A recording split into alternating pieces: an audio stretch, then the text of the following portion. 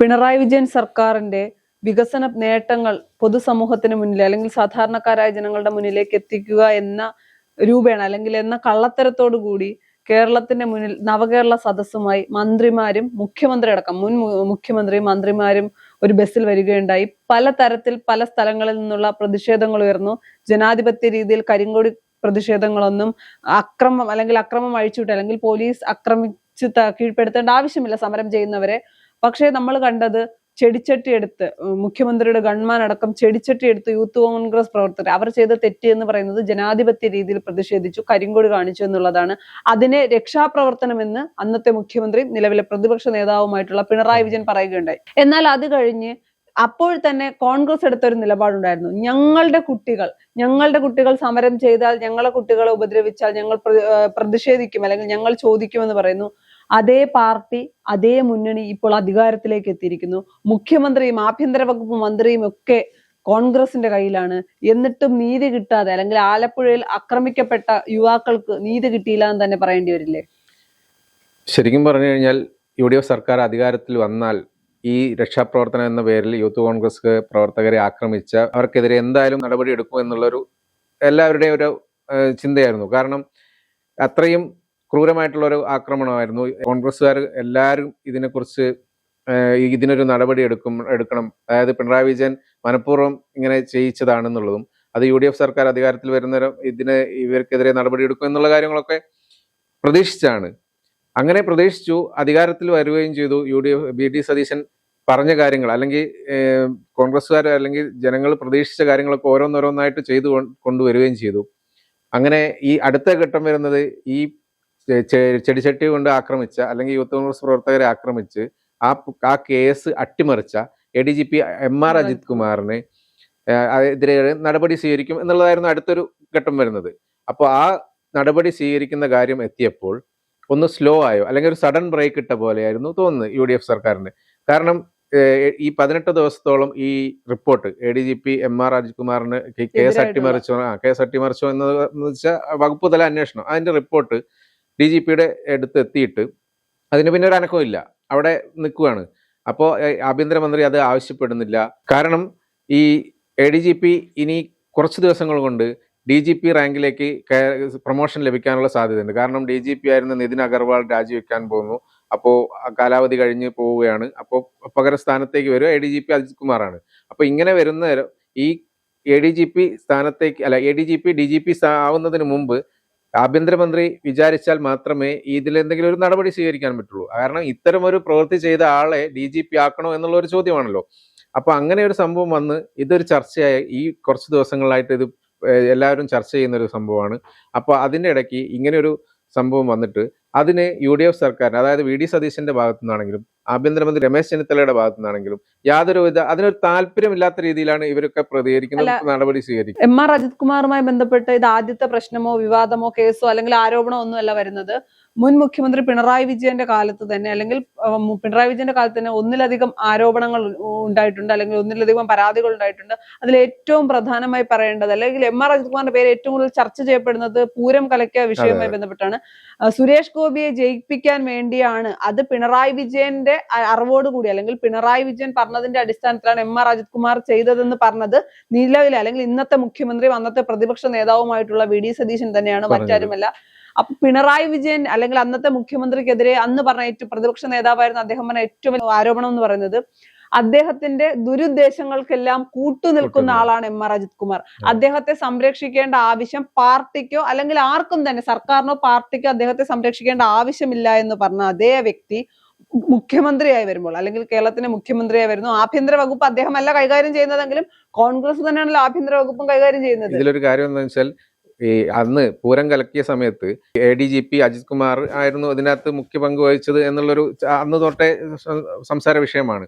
അപ്പൊ അതിനകത്ത് പിണറായി വിജയൻ അജിത് കുമാറിനെ സംരക്ഷിക്കുന്നു, BJPയും സംരക്ഷിക്കുന്നു. BJP സംരക്ഷിക്കുന്നതിന്റെ കാരണങ്ങളൊക്കെ വേറെ പലതും ഉണ്ടെന്ന് പറയുന്നുണ്ട്. അപ്പോൾ അങ്ങനെ BJPയും CPMഉം സംരക്ഷിക്കുന്ന അജിത് കുമാറിനെ ഇപ്പൊ UDFും സംരക്ഷിക്കുക എന്നുള്ളൊരു ഘട്ടത്തിലേക്ക്. എന്തിനാണ് എല്ലാവരും അജിത് കുമാറിനെ ഭയക്കുന്നത്? ഞാൻ അവരെ ചേർത്ത് പിടിക്കുന്ന ഒരു ടേം യൂസ് ചെയ്യുന്നില്ല. ഭയക്കുന്നത് എന്തുകൊണ്ടാണ്? പിണറായി വിജയനും BJP അല്ലെങ്കിൽ LDF-ഉം BJP-യും ഭയന്നത് പൂരം കലക്കിയതുമായി ബന്ധപ്പെട്ടാണെന്ന് നമുക്ക് വിശ്വസിക്കാം. മറുവശത്ത് UDF സർക്കാർ എന്തിനാണ് ഭയക്കുന്നത്? അന്നത്തെ പ്രതിപക്ഷ നേതാവായിരുന്ന VD സതീശൻ അന്ന് പറഞ്ഞ നിലപാടും അന്ന് പറഞ്ഞ വാക്കുകളും എന്തായിരുന്നു? ഇപ്പോൾ ഈ വിഷയത്തിൽ എടുക്കുന്ന നിലപാട് എന്താണ്? പിന്നെ അദ്ദേഹം ഇന്ന് അല്ലെങ്കിൽ അദ്ദേഹം മാധ്യമങ്ങൾക്ക് മുന്നിൽ പറഞ്ഞ ഒരു കാര്യമുണ്ട്. മാധ്യമ പ്രവർത്തകരുമായി സംസാരിക്കുമ്പോൾ അദ്ദേഹം പല വിഷയങ്ങളിലും പറയുന്ന മറുപടികൾ ഇപ്പോൾ അത്ര തൃപ്തികരമായി തോന്നില്ല. പലതിലും ചെറിയ ചെറിയ ന്യായങ്ങൾ പറഞ്ഞ് ഒഴിഞ്ഞു പോകുന്നതാണ് നമ്മൾ കണ്ടത്.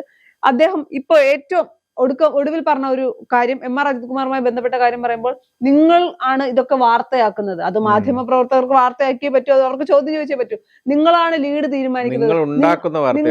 നിങ്ങൾ ഉണ്ടാക്കുന്ന വാർത്ത, നിങ്ങളുടെ ലീഡിന് മറുപടി പറയേണ്ട ആവശ്യം എനിക്കില്ല. അത് ഒരു മുഖ്യമന്ത്രിയുടെ കയ്യിൽ നിന്ന് അല്ലെങ്കിൽ ഒരു മുഖ്യമന്ത്രി പറയേണ്ട മറുപടി അല്ല.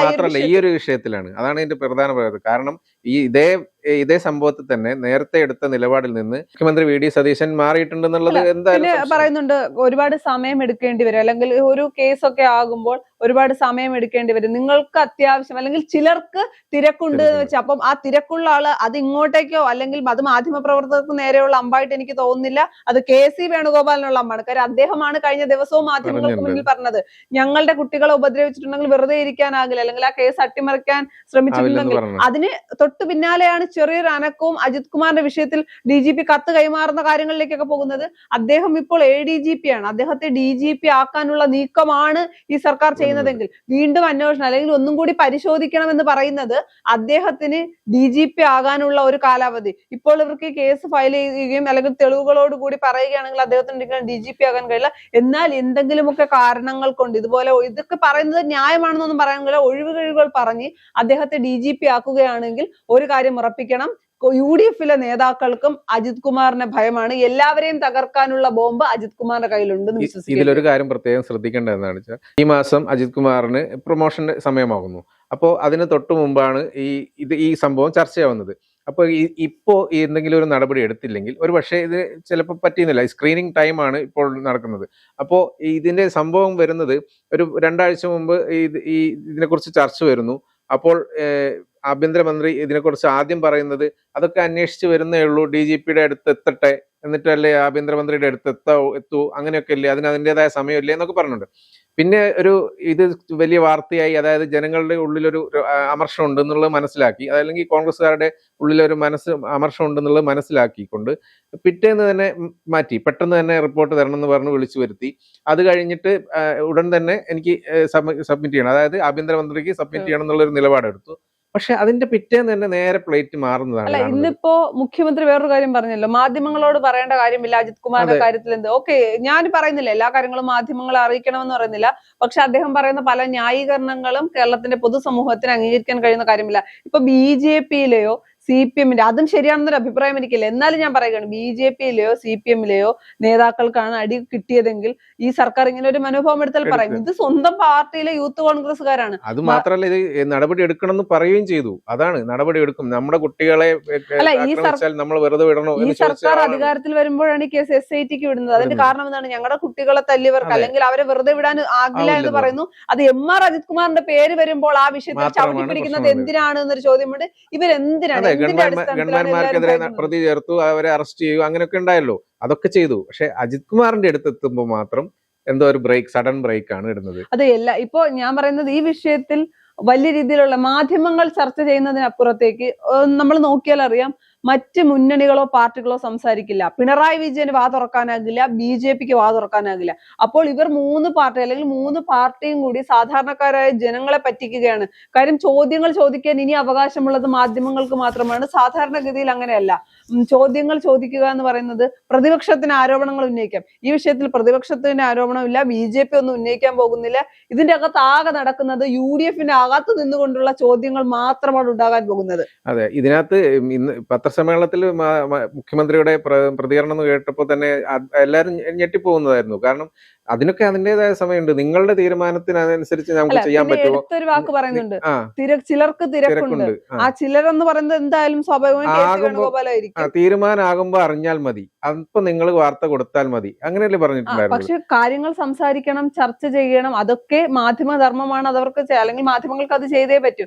പിന്നെ ഇതിന്റെ അകത്ത് KC വേണുഗോപാലിന്റെ കാര്യം പറയുമ്പോൾ, ഇവർ അല്ലെങ്കിൽ നമുക്കറിയാം മുഖ്യമന്ത്രിയാകാൻ വേണ്ടി കോൺഗ്രസിന്റെ അകത്ത് വലിയ പോരും നടന്നാണ് VD സതീശൻ മുഖ്യമന്ത്രിയാകുന്നത്. രമേശ് ചെന്നിത്തല ആഭ്യന്തര വകുപ്പ് മന്ത്രിയാകുന്നത്. രമേശ് ചെന്നിത്തല എന്താണ് ചോദിച്ചു വാങ്ങിയതാണ് ഈ ആഭ്യന്തര വകുപ്പ് മന്ത്രി സ്ഥാനം എന്ന് പറയുന്നത്. ഓപ്പറേഷൻ തൂഫാൻ അദ്ദേഹത്തിന്റെ ഗ്രാഫ് ഉയർത്താനും ജനങ്ങളിൽ ഒരു വിശ്വാസ്യത ഉണ്ടാക്കിയെടുക്കാനും കഴിഞ്ഞിട്ടുണ്ട്. അത് തകരാനും ഇത് കാരണമാകാനുള്ള സാധ്യതയുണ്ട്. പക്ഷെ മറുവശത്ത് ചിന്തിക്കേണ്ട ഒരു കാര്യമുണ്ട്, രാഷ്ട്രീയമാണ്. KC വേണുഗോപാൽ ഇതിനെ വ്യക്തമായി രാഷ്ട്രീയമായി ഉപയോഗിക്കാൻ കഴിയും. മറുവശത്ത് VD സതീശനും രമേശ് ചെന്നിത്തലയും എന്തെങ്കിലും ഒരു വിഷയത്തിൽ MR അജിത് കുമാറിനെ ഭയക്കുന്നുണ്ട് എങ്കിൽ KC വേണുഗോപാൽ ഭയക്കേണ്ട ആവശ്യമില്ല എങ്കിൽ അദ്ദേഹത്തിന് നിരന്തരം ഇവരെ പ്രഷർ ചെയ്യാം. അങ്ങനെ വരികയാണെങ്കിൽ നടപടി എടുക്കേണ്ട ഒരു സാഹചര്യം വരും. അത് മറ്റെന്തെങ്കിലുമൊക്കെ രാഷ്ട്രീയ നീക്കങ്ങളിലേക്കും കൊണ്ടെത്തിക്കാനുള്ള സാധ്യതയുണ്ട്. അതുണ്ട്. അതുകൂടാതെ ഈ KC വേണുഗോപാൽ ഇതിനെതിരെ നടപടി അല്ലെങ്കിൽ എന്തെങ്കിലും പറയുന്നു, അല്ലെങ്കിൽ ഇത് കുത്തിപ്പൊക്കി കൊണ്ടുവരുന്നു എന്നുള്ളത് മാത്രമല്ല, ജനങ്ങൾക്കിടയിൽ തന്നെ, അതായത് യൂത്ത് കോൺഗ്രസും കോൺഗ്രസ്സുകാരുമായ പ്രവർത്തകർക്കിടയിൽ തന്നെ ഒരു അമർഷമുണ്ടെന്നുള്ളത് 100% ഉറപ്പാണ്. കാരണം ഇങ്ങനെ ഒരു നിലപാട് ഒരിക്കലും രമേശ് ചെന്നിത്തലയുടെ ഭാഗത്തുനിന്നോ മുഖ്യമന്ത്രിയുടെ ഭാഗത്തുനിന്നോ ആരും പ്രതീക്ഷിച്ചതല്ല. എത്രയും പെട്ടെന്ന് ബാക്കിയുള്ള എല്ലാ കാര്യത്തിലും പെട്ടെന്ന് സഡൻ ആക്ഷൻ ആയിരുന്നു. അതേപോലെ ഇത് എന്തുകൊണ്ട് ചെയ്യുന്നില്ല എന്നുള്ളത് ഒരു ചോദ്യം തന്നെയാണ്. അത് എന്തായാലും ജനങ്ങൾക്കിടയിൽ ഒരു ചർച്ചാ വിഷയമായിട്ടുണ്ട്. VD സതീശന്റെ ഈ ഒരു നിലപാടിനോട് എല്ലാവരും അതിന് പിന്തുണ നൽകുമെന്ന് എനിക്ക് തോന്നുന്നില്ല. എല്ലാവരും ചോദിക്കുന്ന ഒരു ചോദ്യമുണ്ട്, എന്തിനാണ് MR അജിത് കുമാറിനെ എല്ലാ പാർട്ടികളും ഭയക്കുന്നത്?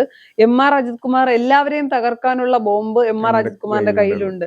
പക്ഷെ ഇത് രാഷ്ട്രീയമായി കൂടി ചിന്തിക്കുമ്പോൾ ഈ വിഷയം കോൺഗ്രസും യൂത്ത് കോൺഗ്രസിനപ്പുറത്തേക്ക് ഭരണപക്ഷത്തിന്റെ രാഷ്ട്രീയമായി നോക്കുമ്പോൾ KC വേണുഗോപാലിന് ഗോൾ അടിക്കാനുള്ള സാധ്യത ഇവരായി ഉണ്ടാക്കി കൊടുക്കുന്നത് കൂടിയാണ്.